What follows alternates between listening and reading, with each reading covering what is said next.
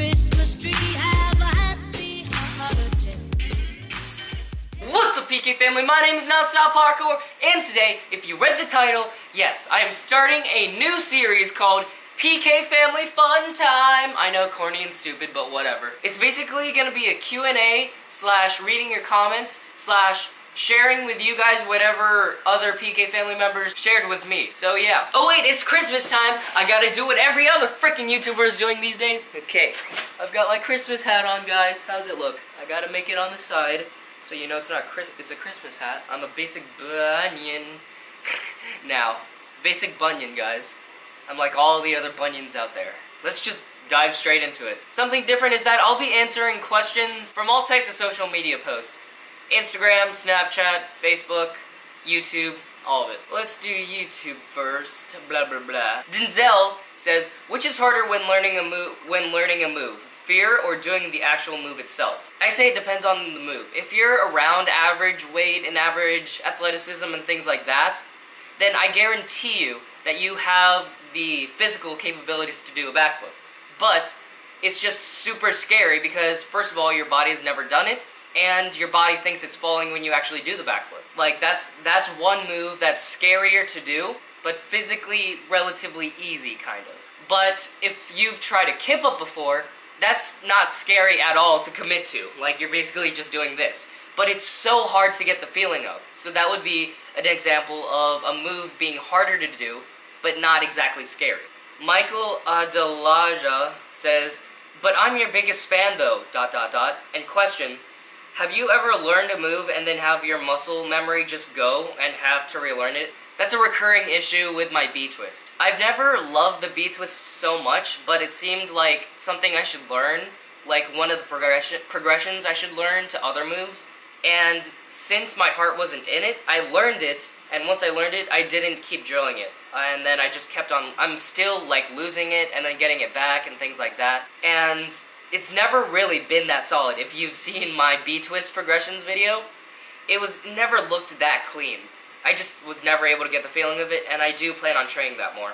Oh yep, I do got my Christmas socks, guys. Got my little Santa right there. Boom. Jacob Josh says, how do you overcome yourself when you make a new flip? I assume he's asking how do you overcome the fear when doing a new flip. I gotta say, I've said it once and I'll say it again, progressions. Progressions is, to me, the fastest way to do it. And the safest way. For example, when I really wanted to learn a two-step waffle, I learned a wall flip first, and then a two-step wall flip, and then a waffle, and then combined the two-step wall flip with the waffle. And then it seemed so much easier and less scary than when I was trying to just do it off the bat. Ogun asks, what gives you motivation? Blake Abernathy says, I give him motivation. That is true. Ethan, lunch is ready.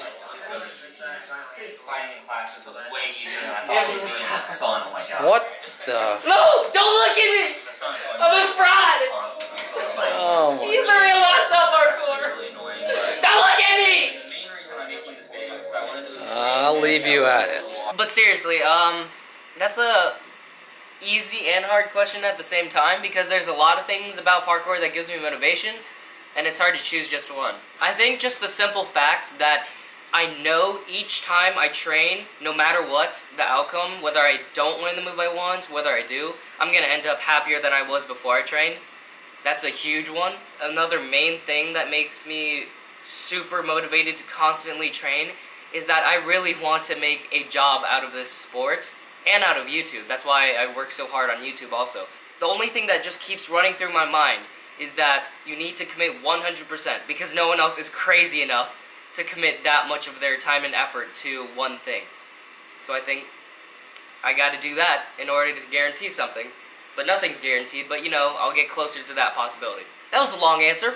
Alex RM says, for your reading comments video, what made you start freerunning in parkour? It would be very interesting to know. I was obsessed with Assassin's Creed before I started parkour, and I think I couldn't pass a level or something in one of the Assassin's Creed games. I was replaying all the Assassin's Creed games I had. That's how obsessed I was. As I was scrolling through YouTube trying to figure out which video would be best to show me how to beat the level, I stumble upon, Ronnie Chavez's Assassin's Creed parkour in real life.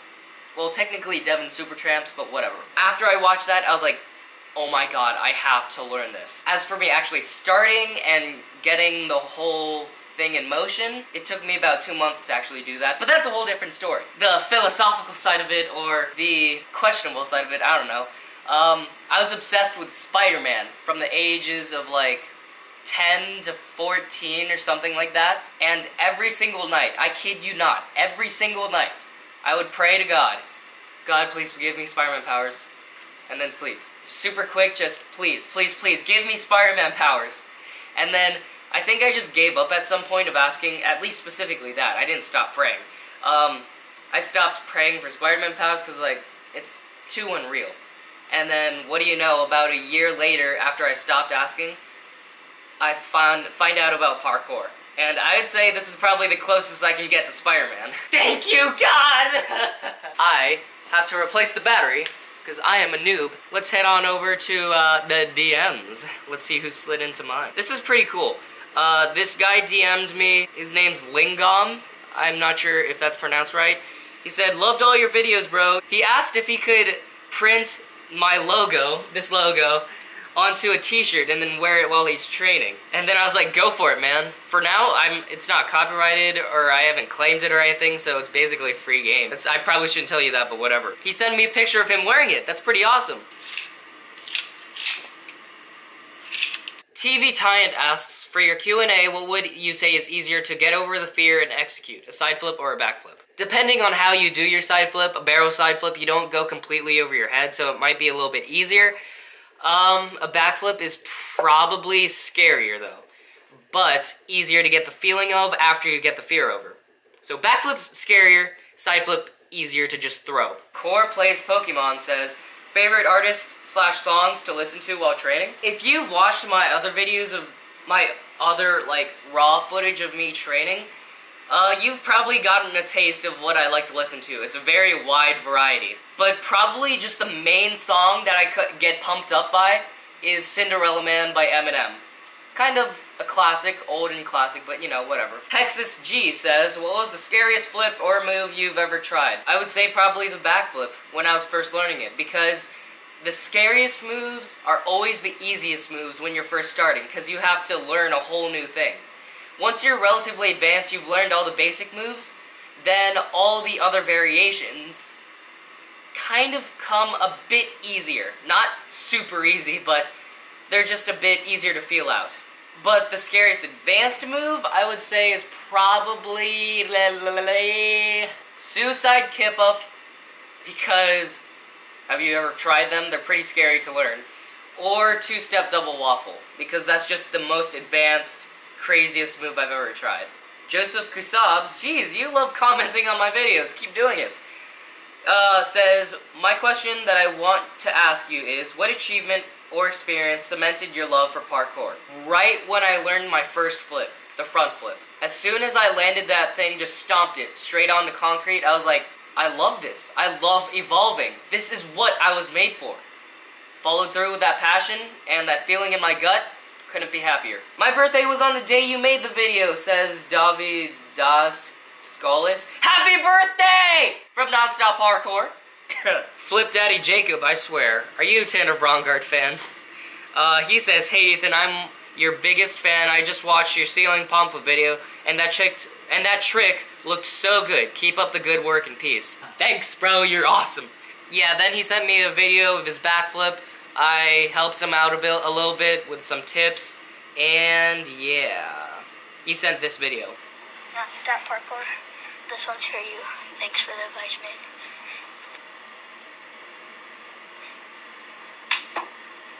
And I think that is all of the questions and comments I wanted to go through today.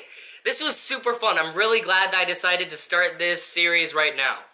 I was thinking of starting it a little bit later when I'm bigger, because I already answer all of the questions, so it would be kind of pointless. But you know, I guess there's something besides just the answering. It's about like actually interacting with you guys. So I'm really glad I started this right now. Anyway, I'm gonna end the video there. Please remember to like, share, subscribe, and ring that notification bell button. And I will see you in the next video. Oh wait! Oh Jesus Christ! Oh wait! I forgot to say it. By the time you see this, it's gonna be Christmas! Merry Christmas, everybody! What'd you guys get? Comment below. What was the favorite thing that you got? As always, I will see you in the next video. PK, person, out.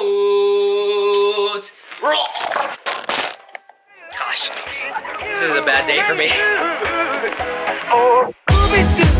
I wanna be like you. I wanna walk like you, talk like you.